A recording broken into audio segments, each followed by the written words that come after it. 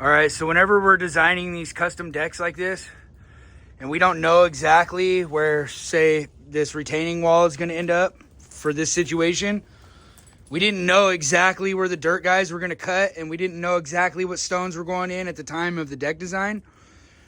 So what I always do is I underspan my posts. So for example, center to center, these posts up here are 5 foot 5 1/4. I can go up to like 7 foot 6 or something like that, or I'd have to look at the chart again. Maybe it's 6 foot 9. And that gives me wiggle for this example because I couldn't go 5 foot 5 1/4 right here. Because if I did, the post was gonna end up like right in the corner. So instead, since I'm underspan, we can move this post over a little bit. So that's exactly what we did in this situation. Then we're gonna get this post bracket and post in. And then what we can do is we can run the end of this beam long, and we can find square, so we can find exact edge of the beam. We can cut the end of the beam off, and then we can drop down with the laser off the end of the beam on our mark here, finding our direction this way for exactly where we want the last post to go for the deck surface. And then what we did to find our situation here is we went to this post. We measured from wall to outside of post. We went and we gave 2 points and traced that on the footing, and we set this post. We went to the far side, the last one that we could reach from the corner of the block wall to the post, and we set that one. Then we ran a string through here, set all these posts, and then we pulled that string even further, and I held the string while Aaron used a 6 foot level, and he 2-pointed us here, and that found the outside of our post this direction, right? We could do the same thing over there because there's one more footing. So now we can hook this nail and pull the string back the opposite direction, and we can find that last post. Then from here, we can pull parallel because we know that these posts are parallel to the wall. Our deck is going to be square to the wall and parallel to the wall, right? So now we know we can pull parallel off of there.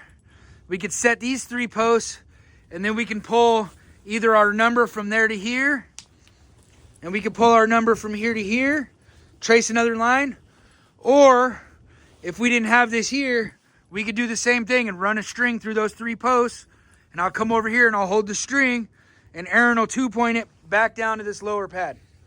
All right, and I said this in other videos, but this is gonna be an underdeck storage.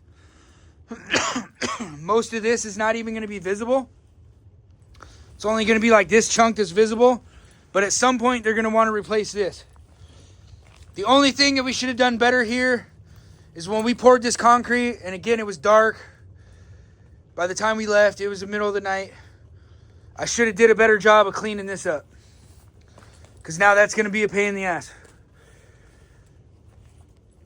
Other than that, we've done a great job here so far.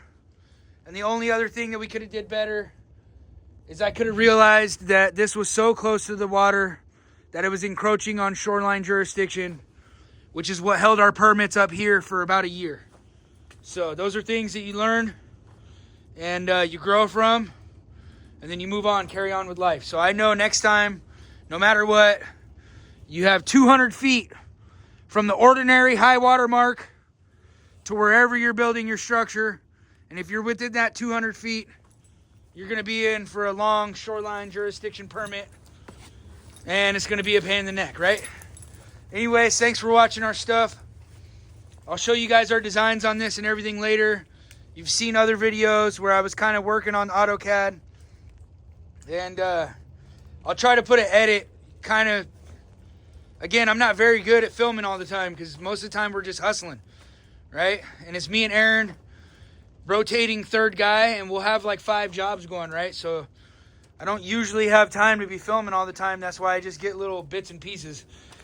But I hope that you guys will find some of it cool, some of it useful.